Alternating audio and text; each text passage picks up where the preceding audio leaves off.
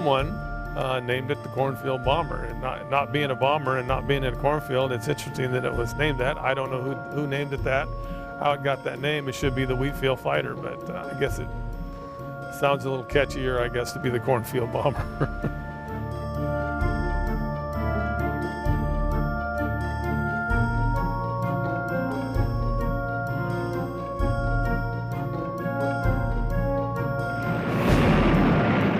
Take off as a flight of 4. We actually ended up as a flight of 3 because one airplane aborted.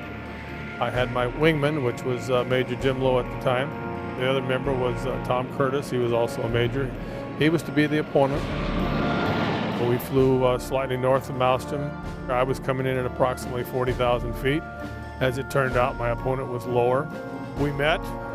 We got into a vertical scissors at the time.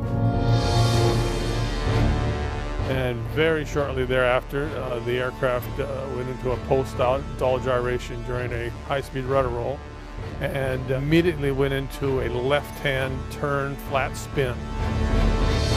It remained in that spin as I was going through the maneuvers, the emergency procedures to recover. It did not recover. I finally, after being prompted by my wingman, ejected approximately at 8,000 feet or so above the ground. Immediately after I ejected, the airplane immediately went completely nose down and recovered from the spin and flew off. Flew off a number of miles away and landed by itself in a little town by the name of Big Sandy. There was about 6 inches of snow on the ground. It was in a wheat field. Probably skidded some couple hundred yards or more and came to rest. It ran at idle until it basically ran out of gas. This wasn't the first time that the minute the pilot ejected, the aircraft recovered from the spin. Of course, I was surprised that was the case. I assumed it crashed, but the fact that it landed by itself was obviously a shock to everyone. There was no major structural damage. There was minor damage, and the airplane was sent back to McClellan Air Force Base, which was our depot. And at some point in time, I'm not sure when, it had been repaired and was returned to service. And I believe it was probably in about 1979, which would have been 9 years later.